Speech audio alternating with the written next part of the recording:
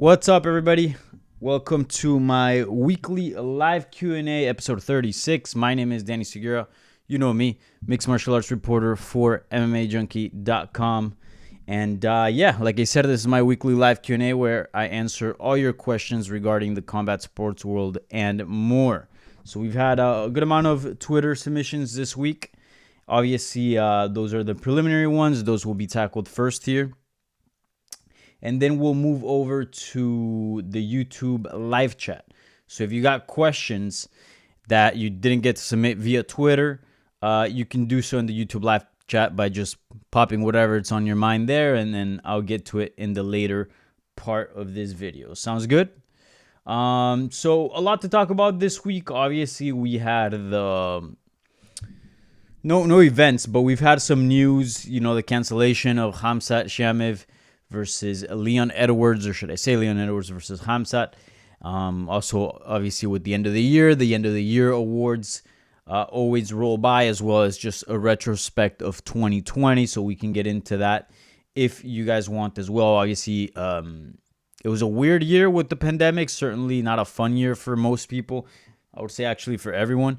But surprisingly, as MMA fans and just people in the MMA community, myself included as a media member, we got fairly lucky with, I guess, how our sport went down in this pandemic area. Like, just because I guess it's a combat sport, so it only involves two competitors, it's a lot easier to handle, right, and have COVID protocols for, as opposed to large teams.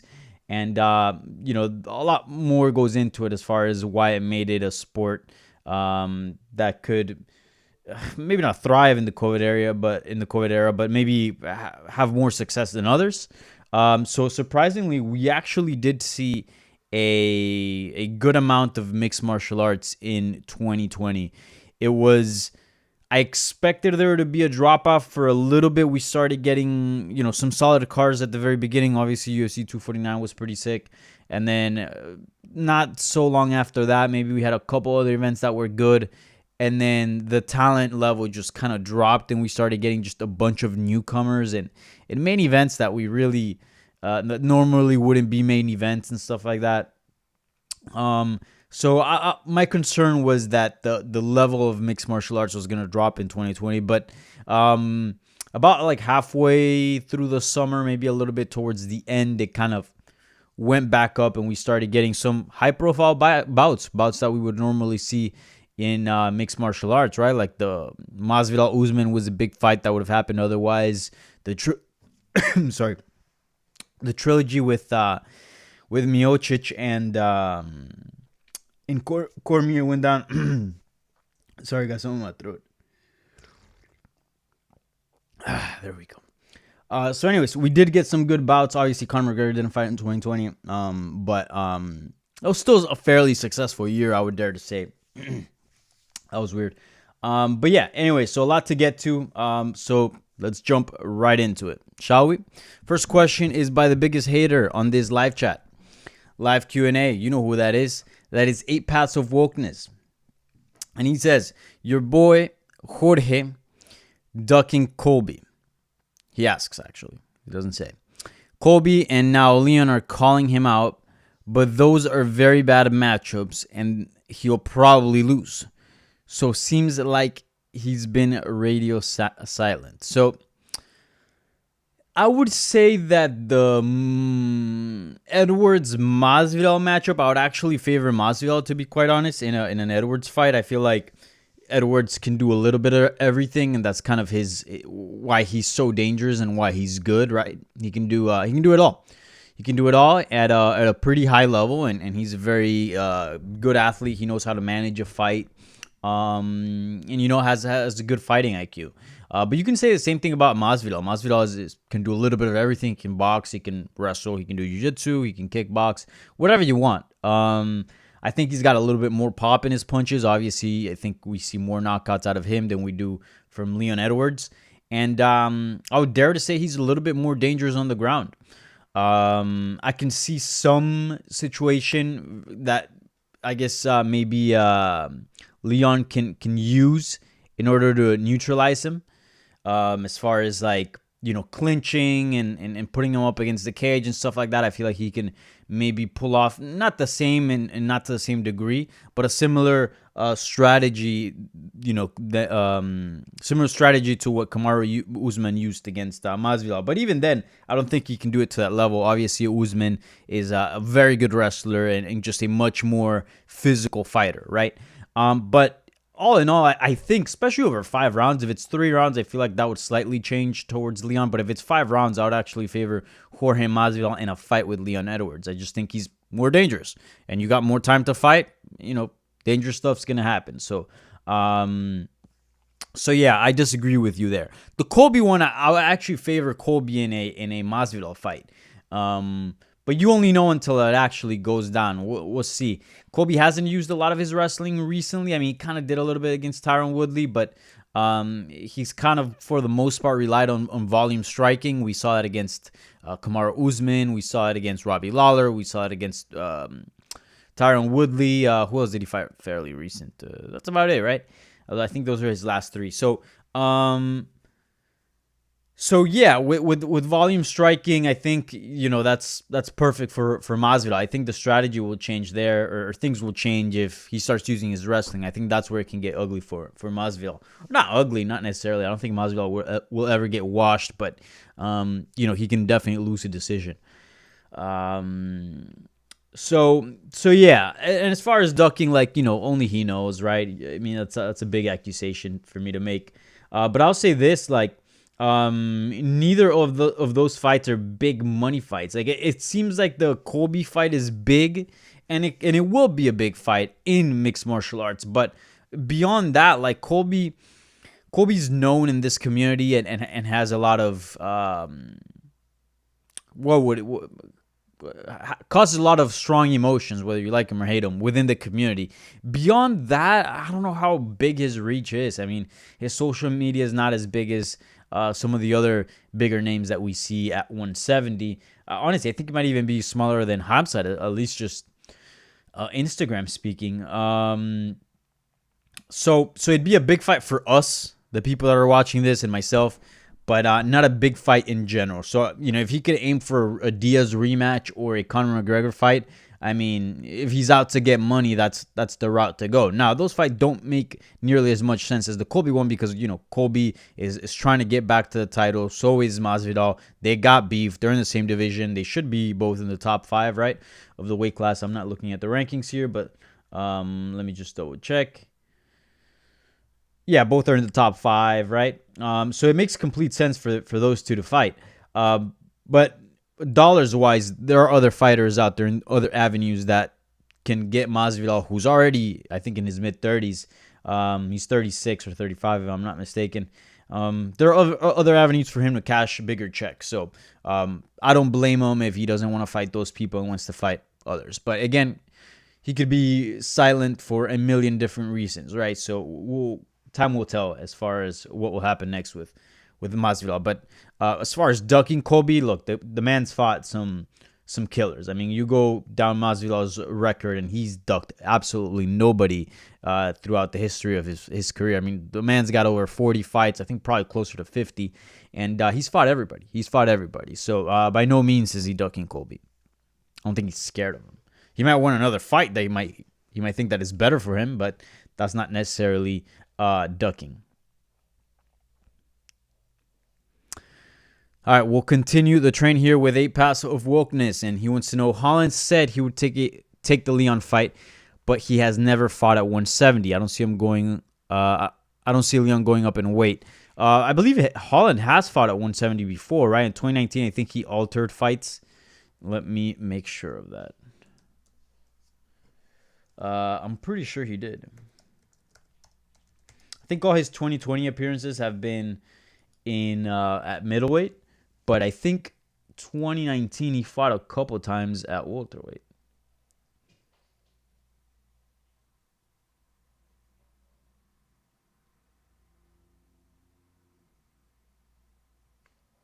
No, never mind. Not a single one. Huh. Weird. I don't know why I thought that.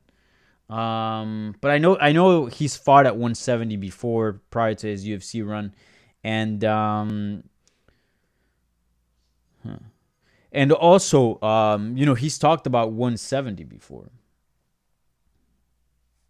So maybe he can make it. He doesn't seem like a big middleweight, but nonetheless, I don't think he's a small middleweight by any means either. So I don't know how realistic is a 170 drop at this point of his career, because that's a big jump. From 170 to 185 is a big jump. So who knows?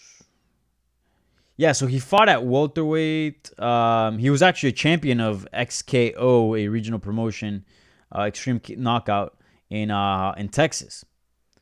He actually fought Jeff Neal and beat him at 170. So there you go, a little bit of a fun fact right there. I didn't know those two fought, and yeah, he's had multiple welterweight bouts before, as well as catchweight bouts at 175. So the Dylan Dennis way, right? And actually has a loss to Rafael Lovato Jr., former Bellator middleweight champ. Interesting. But yeah, I don't know how realistic that is. Also, the man's been killing it at 185, so stay there. You can only fight certain amount of fights a year, even if it's plenty, right? Because we know that he has a ridiculous amount of activity. In 7 months, he clocked in 5 fights. Pretty damn impressive. But even then, there's always a limited number, right? You can't just fight unlimited times throughout a year. Like, there has to be a number, right? Even if you're ready to fight a bunch of fights, the UFC can only find you certain spots. So why not do that where you've already laid out a solid foundation and become a contender, right? So 185, I think that's his weight, and he needs to stick to that. And look, he's been killing it. There's no reason for him to change weight classes at this point in time. As far as Leon, yeah, he's not going to go up to 185. He seems like a very natural, like 170 is very much his weight class. He doesn't need to go down. He doesn't need to go up. Leon is perfect for 170 pounds. And we'll see what's next for him. He's in such a tough spot. I mean, the Khamzat fight, believe it or not, I actually thought it was not the best fight, but I didn't think it was the worst fight either, because there is some upside to that matchup. Like, sure, you're beating someone who's shouldn't be ranked, right? Not because he's bad, because clearly Khamzat is a good fighter. It's just he only has one win in the weight class, right? But yeah, I think he's like 15th, 14th ranked, so somebody very low in the rankings you'd be beating. But at the same time, you're beating someone with such a big name at this point in time, such a big hype, and that's what Leon needs, to be quite honest. Like, he doesn't need more wins. By the way, just posted. I got this news earlier, so this is, I guess, breaking. It literally just posted. So spoke with Khamzat's team this morning, and it turns out a lot of people saying, yo, he's ducking Leon, but he actually had COVID-19 complications. That story is literally live right now on MMA Junkie, so you can check that out after this live Q&A. But yes, it turns out that Khamzat tested positive for COVID earlier in the month, and he had some complications with his lungs and just wasn't able to train 100%. So yeah, he possibly couldn't be ready for that January 20th date. Now, I didn't say anything here before just because I was waiting for the story to publish on the site. But anyways, what was I saying? So yeah, Leon's in a weird spot, man. So I actually think there was some upside to the Khamzat fight. Again, ideally, someone like Masvidal would have been a lot better, right? But Khamzat wasn't the worst matchup, right? Because, it's still someone that's in the rankings, and look, he's got a lot of hype. And frankly, at this point, that's what Leon needs, because wins, he's got plenty. 8-fight winning streak, right? Wins over legit opposition, he's got some. Obviously, beating RDA is big, and he's got a few others. Cowboy Cerrone is big as well, right? But he might be missing a couple, like maybe one or two, like really big ones. That's why I was a really big advocate of the Stephen Wonderboy bout, because look, it's someone that's a former title challenger. It's someone that is up in the rankings. And, he's got a big name. So, obviously, and he's very well respected. Like, you beat Wonder Boy, and it's like, okay, you're on the radar. Like, you're legit. Like, you're a title contender. You can't beat, Wonder Boy and just be nobody after that. Like, that does something to your record, so to your status in the division. So I would actually suggest that fight next for Leon, but because they're trying to keep him on the January 20th date, and it seems that Wonder Boy suffered some sort of knee injury from his last bout against Jeff Neal. And not only that, but the bout itself was pretty grueling, 5 rounds of war. That's probably not that very, very realistic for Stephen Thompson. And then if you look at the 170-pound division, like, who else do you plug in there? Like, Covington would be nice, actually. But we know he's angling that Masvidal fight. I would actually suggest Covington, to be honest. Masvidal's going to do whatever Masvidal's going to do. Burns is fighting Usman. And then the only person left is Thompson, but we already discarded him due to the grueling fight. Tyron Woodley, short notice. He's coming off 3 bad losses. Like, the dude needs a full camp, right? If he's trying to make a comeback.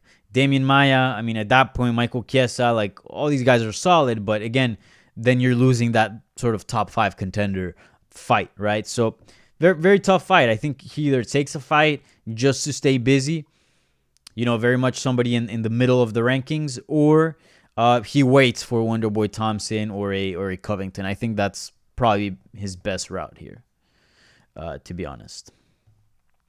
Michael Terrell wants to know, what weight division had the best year? Jesus. That is a tough one. Actually, not really. It's a weird one. Like, what do you mean by best, right? Define best. I would say that I would say that bantamweight was probably the more fun division in the UFC this year, and I think it had the best year as far as producing contenders. We've had this discussion a million times about how, if you look at bantamweight, anybody in the top 10 could be champion. Anybody in the top 15, probably top 20, could give a very hard fight to the champion. And that's how competitive that division is. And ultimately, competitive translates to being the best division, right? Divisions that are washes are no fun, and they're not the best, right? You want, high profile, high technique, world-class athletes fighting each other, and you want a good number of those at different stages of their career. That's what it makes interesting, right? You just don't want 15, 20 young contenders that are in their early 20s and are looking amazing. That's not fun. You want the mix. You want the mix of the guys that are exactly in their prime, like Cody Garbrandt, right? Late 20s, just killing it. Obviously a few losses, but he did have a good fight against Rafael Sonsa. But you can throw out other examples there. Aljamain Sterling, right in his prime. Corey Sandhagen, right in his prime. Then you got these other young guys coming up. Chito Vera, Sean O'Malley, right? Maybe not young as far as age, but certainly in MMA years, Merab Davalishvili, and a few others. And then you got the veterans, right? The Jose Aldos, the Dominic Cruz, the Frankie Edgars. And that's what makes the division fun. Having high quality and world-class fighters in different stages of their career all together, and a high number of them. So I would actually say the bantamweight division, I've said this many times on this live Q&A, that is currently the best division in the UFC and probably had the best year. But they've been kind of low-key killing it for some time. Even in 2019, that division was looking good as well. Don't forget, Cejudo was there as well. So, that was certainly interesting having him in the mix. Obviously slowed things down a bit because he wanted to be a little bit more selective with his matchups, but nonetheless a high quality fighter that is good to watch. But other divisions had good years as well. I would say 155, Loki had a good year. I mean, we saw guys like Charles Oliveira come up. I know Dan Hooker lost to Dustin Poirier, but I think his stock still rose. We had RDA come back to 155 and look great doing it. Charles Oliveira, like he said, he's been killing it and has had a nice rise. Dustin Poirier had a nice resurgence, right? He loses a title fight. You think, is he really done fighting outside the top? Comes back, has an amazing fight against Deontay Dan Hooker, Conor McGregor earlier this year in January made his comeback, so that was fun as well. So 155 had some things going. I think it took a big hit with Khabib retiring, but all in all, it kind of went up, I think. 185 did, besides the Adesanya Costa fight, which promised to be a good fight and then it ended up being not so great. It was just a wash. Not so many good things happened. Darren Till, who's a promising contender, didn't get solid wins. Kind of had a poo-poo year. Obviously, injury as well. Robert Whittaker did Robert Whittaker. He stayed about the same. What we know of him, world-class fighter, championship material. Jared Cannonier didn't really exactly pan out to what we thought he would be. Marvin Vettori's been killing it. That's been an interesting addition to the top. Jack Hermanson, a bit of a downfall. Kevin Holland, I guess, that's been nice, right? Seeing his come up. 205 didn't have the best year as well. Featherweight didn't have the best year as well. Just to be honest, not a lot of things interest me at featherweight. Was really looking forward to that Zabit Magomed Sharipov fight, and it just didn't come to fruition. Flyweight had an amazing year. I would actually pit flyweight as the second best division as far as the year that they had in 2020. I mean, it went from a division where their champion retired from the sport, Henry Cejudo, the guy who saved the flyweight division, and you go, great. Like, the guy literally just saved the flyweight division. He was the face of the flyweight division. Now he's gone. Are we going to go back to the same thing and cut a bunch of fighters because it doesn't sell? And here goes Davison Figueiredo, demolishes Joseph Benavidez twice. Looks great doing it. The whole style, Dos de Guerra, the hairstyle. Brandon Moreno just absolutely killing it.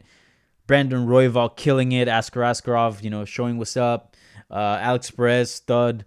Dude, a lot of fun things happening at flyweight. So that division had a very good year. And to be honest, going into 2021, I think it's very intriguing, especially with that rematch with Moreno and Davison. I'm really, really looking forward to that.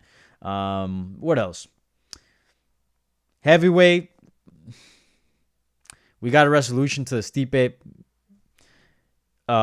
Cormier trilogy, but other than that,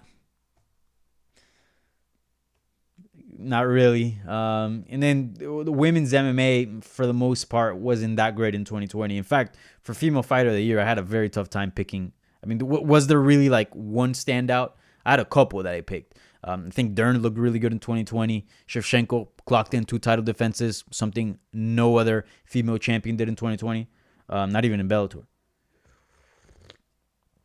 So, I guess it was an okay year, but not the best. But anyways, I think bantamweight takes that crown, followed by flyweight. Paso Wognes back at it again. I didn't see Hooker versus Chandler happening. Thought Justin would get that fight for sure. So where does that leave Justin? He definitely needs to fight before he gets into another title fight. Yes, I agree. I don't like, you guys have heard me say this a million times, I don't like when fighters lose a title fight and then immediately they go back at it again in a title fight rematch. Now, there are exceptions to that, like the majority draw, like we saw Moreno and Figueiredo, where there's a very controversial thing with something happening as far as being dirty or maybe like a mistake that the referee made where they stopped the fight and it should have been stopped, etc. I think some cases, if the champion like an Anderson Silva or a GSP has had a very, very long reign, maybe you make the case for an immediate rematch. But for the most part, I don't like seeing immediate title fight rematches or not even rematches, because in this case Khabib retired, but I wouldn't want to see somebody fight for the belt right after they just lost in a championship fight. So yeah, I agree. Justin needs another fight. I thought the Chandler fight would have been nice, but obviously it seems like Hooker got that one. I don't think we've reported that officially, but I did hear rumblings about it, and I've seen reports. I might be wrong. I've been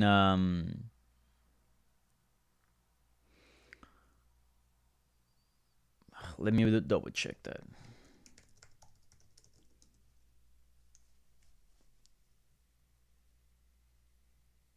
Yeah, no, we haven't confirmed the Chandler versus Hooker fight, but it seems that's the case, at least from what some reports say.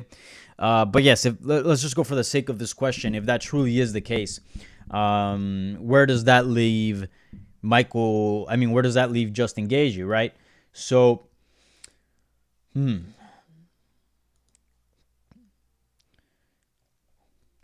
so that's a tough one. I mean, I think Charles Oliveira should be fighting the winner of Dustin Poirier versus Conor McGregor for the title if Khabib truly doesn't return to MMA and doesn't defend his 155-pound belt.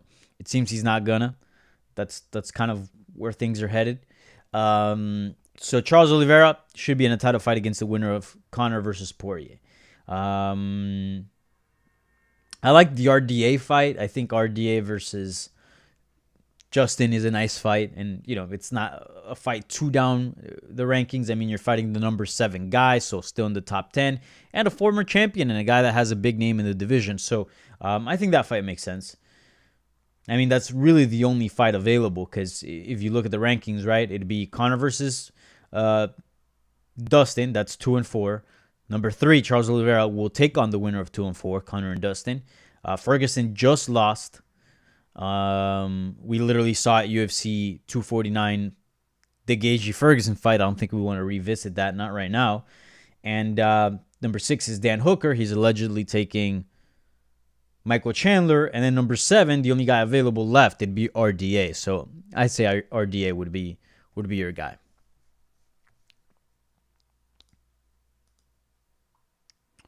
I actually like that fight a good amount. All right. By go and take whatever you want to do. By the famous quote by Joel Romero. This gentleman wants to know what's going on with GSP's hair. Is he representing the role of Judge Doom from Roger Rabbit? So I've never seen that movie, or if it's a show. No idea, but I did see your little GIF that you attached to the tweet, and very much looks like GSP. Can I say I am not a fan of GSP's hair? And look, you guys know I love GSP. He is the GOAT. I've said it a million times in all kinds of videos and articles and etc. and shows. GSP's the GOAT in MMA. I mean, everything that you can ask for someone that you would think would be considered the GOAT, he has, right? Longevity at 170, has it. Fought through many generations. Long reign and long number of title defenses, he has it. Got a second belt in a different weight class, he's got it. Clean record with USADA and just out of the cage mishaps, has it. And all around, just a great guy, and obviously very high level of technique. Showed some of the best boxing in the division during his time, as well as some of the best wrestling, submissions, etc. I mean, the guy just has the complete package. So he's great. He's great, but unfortunately, I don't think his hair is, and that's why he for so long we saw him with the shaved hair. I don't know what's. I mean, look, you do you, right? I'm not here to hate. I'm not here to hate at all. Do you? You know what I'm saying? Like, I'm not here to hair shame anybody, but I don't. Yeah, frankly, personally, I don't think that's his look. And frankly, he has actually a nice head shape. I think that's key to like going bald, or not bald, but going shaved. Clean shaved. Frankly, I feel like I have a little bit of a weird head shape, so I would never do the buzz cut or shave my hair. But if you have like a nice round head, and you get a tan, I feel like it works out. So yeah, GSP needs to go back to that. But hey, do you're the GOAT, right? But yeah, he does look like that one character you mentioned here in the question, the see you soon boy. Alrighty. So this is the part of the program where I head over to the YouTube live chat and answer your questions there. So if you haven't submitted questions, you can do so now in the YouTube live chat. I see a fair amount are waiting, so I'll start tackling those. Again, I usually go about an hour here, so I'll go live for about 30 more minutes. Remember, thumbs up to the video, subscribe to the channel if you haven't already, share this, and yeah, we're good to go. So let's see. CP wants to know, who do you want to see Stephen Thompson fight next? Do you like his chances to win the belt? You know what? I'm not going to say I like them. I think the chances of him winning another title are probably in the plus side of things. But I wouldn't say I hate it, to be quite honest. I wouldn't say I hate it. I think he's got a shot. Not a very big one, but he's got one. He's had a little bit of a resurgence. Obviously, that knockout to Anthony Pettis was not good. Obviously, getting knocked out by a 55er at 170, it's not great. And, Pettis, especially a guy that's been up and down in his career, never really been consistent with a nice win streak. Obviously, he's been fighting the toughest dudes at 155 and 170. So you keep that in mind. I'm not here bashing Anthony Pettis. I'm actually a fan of his, but still, it wasn't a good knockout, man. It was pretty ugly. And then prior to that, I believe he had picked up a win, but then he had those losses. I believe he had beaten Masvidal, right? If I'm not mistaken. Let me pull up his record, just so I'm not talking shit. Let's see. Stephen Wonderboy Thompson. So prior to that, he had lost to Darren Till. Granted, a controversial decision, but nonetheless, lost to Darren Till. Then prior to that, that's when he had defeated Jorge Masvidal. So at one point, going into the Vicente Luque fight at UFC 244 in New York City, I was there. He was 1-3 in his past 4 performances, and already deep into his 30s, right? He was probably like 36, 35. He's 36 actually at that point in time. So that's not good, man. That's not good. But then he goes and fights Vicente Luque, one of the younglings coming up, rising contenders in the division, and just puts it on him and just destroys him. I mean, obviously it was Vicente Luque had his moments and it was fight of the night, but nonetheless, I mean, the guy in command there was Stephen Wonderboy Thompson, and he looked great doing it. His style was very much the same, except that he was a lot more aggressive. That's something that we weren't used to seeing. Was waiting less, was pushing forward more rather than backing up and waiting for the counter. And then he took out a young up-and-comer, and then they pit him against the young up-and-comer that's trying to make a name, off Wonderboy, and he does exactly the same thing against Jeff Neal recently here in, a couple weeks ago. So really, that shows you that the new generation that's here, he's still better than that. And that's a good sign. That's a good sign. That's a sign of a guy that's improving. That's a sign of a guy that's still game, that's still relevant, and not as far as name value, but as far as his style and what he brings, because we know that techniques get outdated and fight styles get outdated. And eventually, at a certain generation, they just stop working. That's when you get old in MMA. But yeah, he's been looking great. I mean, he just beat probably the 2 most promising guys at 170, Jeff Neal and Vicente Luque. So in my opinion, he's definitely got a shot. Again, the competition at the top is tough. Beating a Kamaru Usman, or if Burns wins, beating a Burns is tough. But like you can't count him out against either guy. I like his chances against Burns a little bit more, but I still wouldn't count him out against Usman. He can always surprise. So I would actually dare to say that we do see Stephen Wonderboy Thompson fight for a belt in the future. Will he win? I would actually say probably not, but I do think he gets to that point in time. Even at 37 years of age, he's still that good. And he ends up winning a belt at 170, it wouldn't surprise me at all. Let's see here. Scott McCrate. He wants to know your best guess for who will end 2021 as lightweight champ.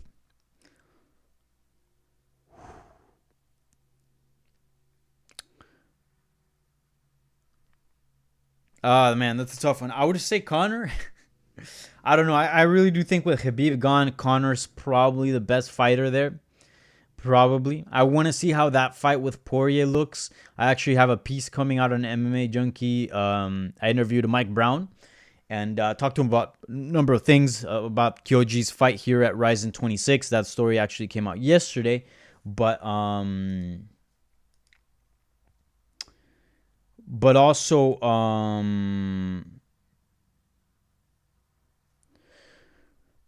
what? But also about Dustin Poirier's rematch with McGregor, and obviously he is his coach, so you gotta take that with a little bit of a grain of salt there, right?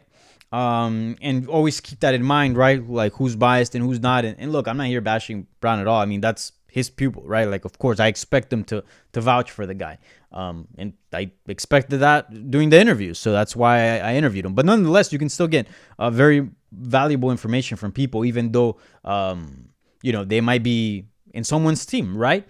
Because you still got to back up your claims by facts. And as a journalist, unbiased, I take a look at those facts and I see if they're legit and if they have merit or not. And he did make some very interesting points.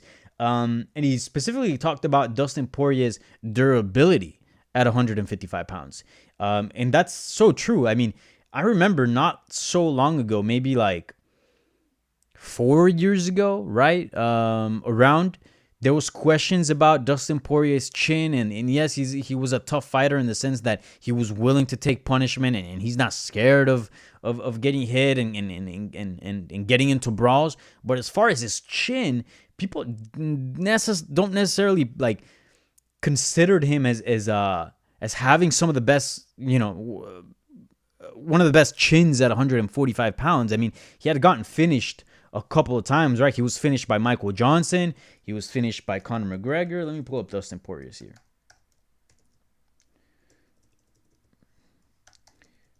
And then since he goes up to 155, his durability just skyrocketed. And I feel like that's not talked about. I feel like that was a great point that Mike Brown made in our interview. Let's see here. So he was finished by Michael Johnson. Was that at 155? No, that was at 155. My bad. But nonetheless, around the time that I was mentioning, like 4 years ago, 2016, he was finished by Michael Johnson, right? And he had just moved up to the lightweight division as well. He had been finished by Conor McGregor at 145.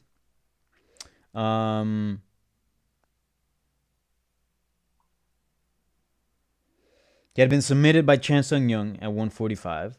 So yeah, there was like some questions about like his durability, not to the point that he was like he had a weak chin or anything like that, but yeah, ever since he moved up to 155, all of a sudden like his chin just holds up a lot more, and he's fighting tough customers. He's getting some of the hardest hitting fighters: Eddie Alvarez, Justin Gaethje, Anthony Pettis, Max Holloway, right? Dan Hooker, Bobby Green. He's getting some solid strikers, and yet his chin's just holding up quite fine, and not only that, but very impressively. So very, very good point by Mike Brown. I think Dustin Poirier's durability at 155 pounds is something that's not talked about enough. I think there's a big change from his durability at 145 compared to his durability at 155. And I think it's going to be a lot harder for McGregor to get out Dustin Poirier in this fight at 155 pounds. And we know that the longer the fight goes, the tougher it gets for McGregor because he's dangerous early. So this fight's super intriguing. This rematch, I love it. I'm all in. And we'll see. We'll see. My guess is that he'll be champion, Conor. My guess is that he is the best lightweight fighter today outside of Khabib. But I am very curious about that rematch. And depending on how that goes, this question might be vastly different. So for now, I'll say Poirier, but I might have a different answer after January 23rd. Also, Charles Oliveira. Keep an eye on that guy. I feel like he's on to big things.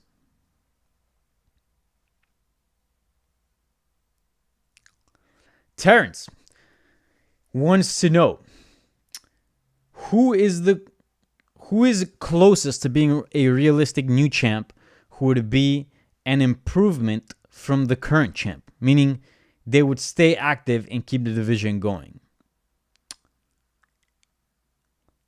Huh. Who would be an improvement? And who would realistically become champ? An improvement in meaning they would stay active and keep the division going. So that's the premise of this question. You have to look at heavyweight, right? Probably Miocic is one of the most inactive champions out there. So if you're looking for somebody to take the torch, realistically take the torch and actually clock in a lot more title defenses and be better for the division in that sense, right? Because we know that the more the belt gets defended in a division, the healthier, the better it is for the weight class. Stalling is never good. So again, Miocic, fantastic fighter, one of the greatest heavyweights out there, maybe the greatest UFC heavyweight. Who knows? I still really like Kane on that one. Kane just had a lot of bad luck with injuries, but anyways, I would say Ngannou, right? Realistically, he can become champion. He's number one contender. His next fight should and probably will be for the title. I give him a decent shot at beating Miocic. Obviously, he lost to him before, but he seems to be at a different place and a different fighter than he was the first time they fought, right? And by the way, we've seen with Ngannou, the man is not afraid to stay busy, even if it means putting his number one contender status at risk. So I actually think Ngannou could realistically beat Miocic and be healthier for the division, be a healthier champion. It's a guy that is willing to fight anybody, maybe not anytime, but consistently. I mean, rather than fight once, maybe twice per year, that's a guy that could easily fight 3 times a year. I mean, we've seen it, right? I mean, let's pull up here Francis Ngannou's record. Francis Ngannou is sneaky and active fighter, and usually activity is not something you see at heavyweight. You can see it a lot in the lower weight classes, guys bouncing right back, but at heavyweight, those boys take a lot more damage, so they need more time to recover. So yeah, he fought twice. Or wait, hold on a second. Yeah, within a calendar year, he fought within a year actually from November 2018 till November 2019, he clocked in 3 fights. So, and there you go. 2018 alone, he fought three times as well. From December of 2016 to December of 2017, he fought 3 times as well. Yeah, so he's an active fighter. So I would say him. Who else in other weight classes? What other belts don't get defended often? Izzy's a fairly active champion. Jan, I mean, just won the belt, but he seems he's going to be an active champion. 170, Usman has had some injuries, but I think he's an active champion if he's not injured. 155, Khabib's not an active champion, but I don't think Conor McGregor is much of an improvement, to be quite honest. I mean, he hasn't defended the belt not even once. I think that'd actually be a downgrade. At least Khabib was defending the title. 145, Volkanovski's pretty active. He's fine there. Same thing with 135. Jan, unless there's COVID or trial restrictions, he seems like a guy that's going to fight often. 125, I mean, Davison Figueroa took a fight with 21 days notice after having just defended his belt. So you can discard him from that. So yeah, I think at heavyweight probably we can use someone that defends the belt a little bit more. Same thing as lightweight. Sami Adamson, a podcast version, please. Yeah, I'm working on that. I've been busy, obviously, with my work over at MMA Junkie, as well as the podcast that I'm doing with them in Spanish called Hablemos MMA, if you haven't heard, if you've been living under a rock. But yeah, man.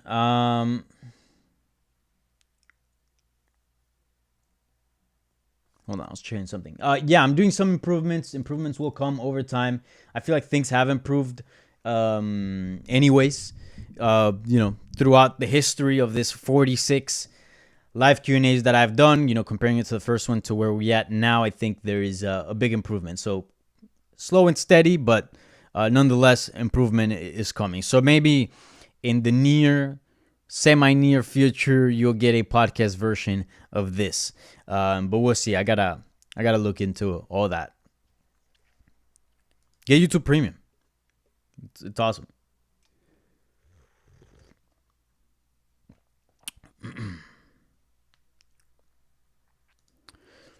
Jorge Washington. Is there any legitimate fights that are both relevant rankings wise and a money fight for Jorge? Seems like he has to choose between fighting top contenders like Colby, Leon, or Money Diaz Raw. Yeah, you're right. I mean, it's between the two. I feel like Colby is more of a hybrid between the two, right? A little bit of the sativa and indica together. He's he's a fight that makes complete sense in the rankings, complete sense as far as promotionally, right? They got beef. That's exciting. They naturally hate each other. It just seems like such a natural fight to make, right? Such a great storyline. And then on top of that, he does meet the standard a little bit to being a money fight. Like Colby is one of the bigger presence as far as a name-wise at 170. Might not be the biggest. Obviously, there's guys that are ahead. Conor McGregor, Nate Diaz, right, and a few others maybe. But certainly right behind that, right behind those, I think Colby Covington's right there. I mean, we've yet to see him. What are his pay-per-view numbers? Has he headlined a pay-per-view event? Did he headline against Kamaru Usman, or was that co-main event?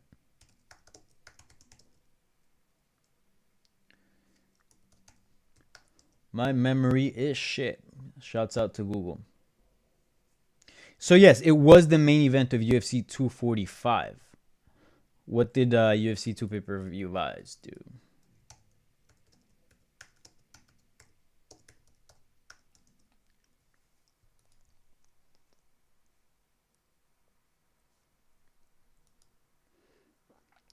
All right, UFC 245 pay-per-view buys.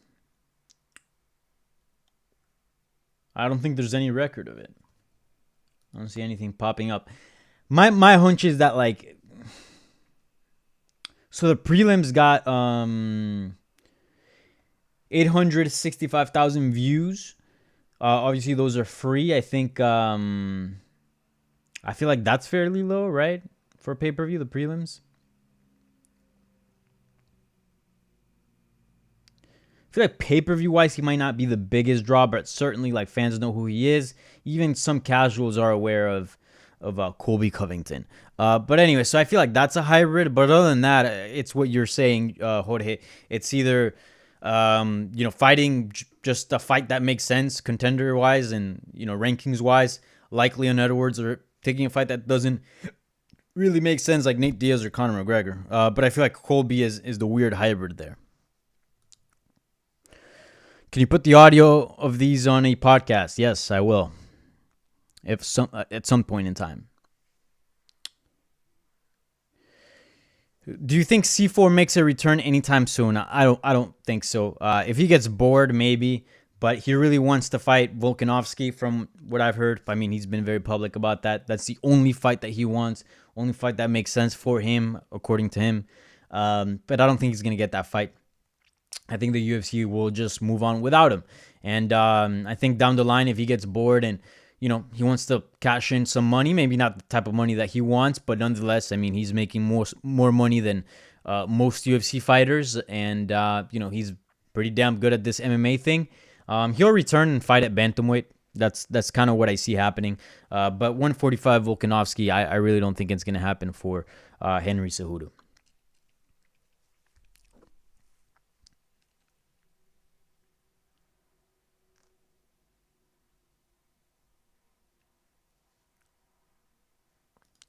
What's your favorite event you've attended live?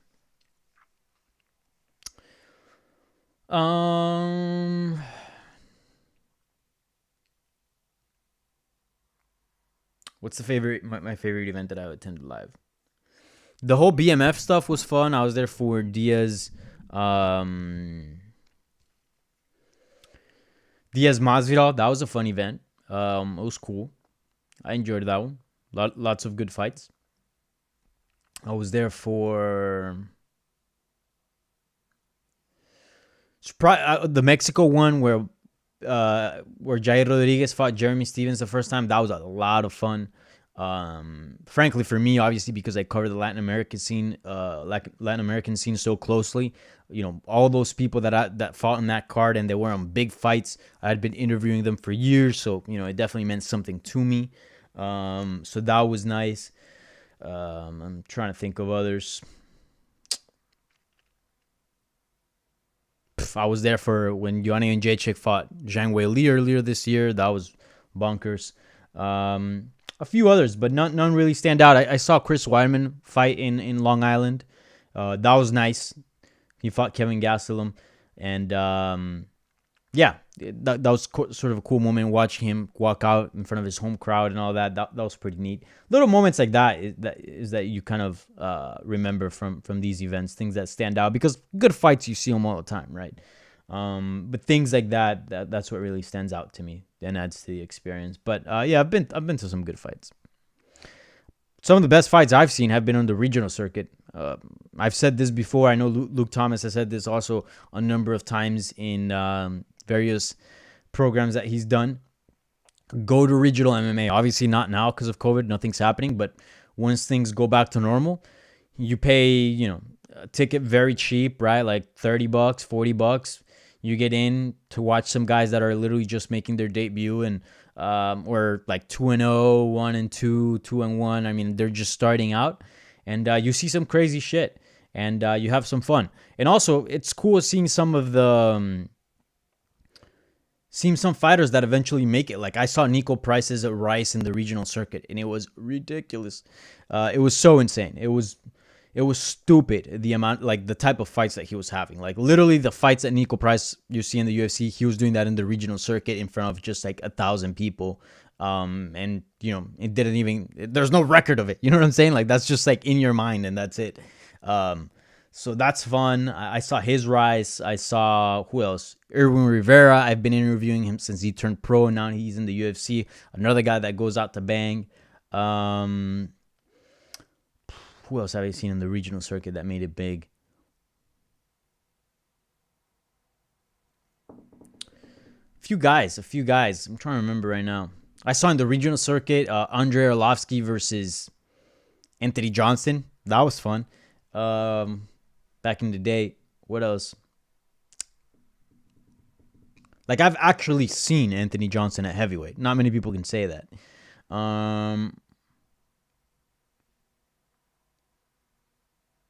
Trying to think of the crazy regional shit I've seen. I don't know. I've seen a bunch. I've seen a bunch of stuff. But yeah, regional MMA is fun. Go watch it once we can, of course. I got about 5 minutes here left, so I'll answer maybe one or two more. Danny, does Dustin have a chance to be Conor? Absolutely.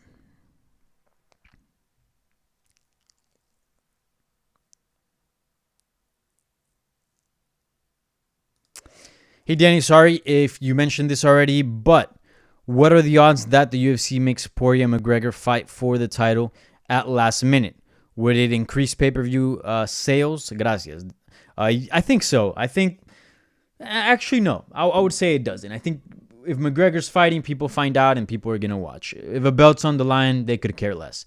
I don't think a belt increases pay-per-view sales, but a belt might increase engagement.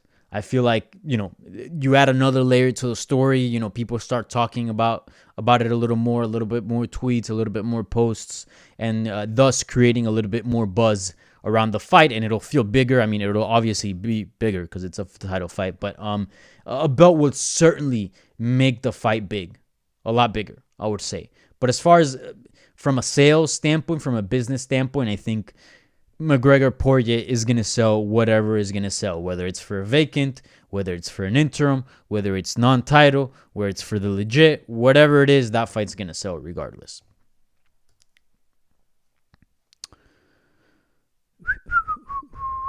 All right, and so one more. And Daniel Edwards, any update on Chimaev pullout, sir? Yes, like I said earlier in the video, I literally just reported when I went live that you can check that story out on MMAJunkie.com. Is live that Khamzat had some COVID-19 complications. His lungs weren't functioning well after contracting the virus.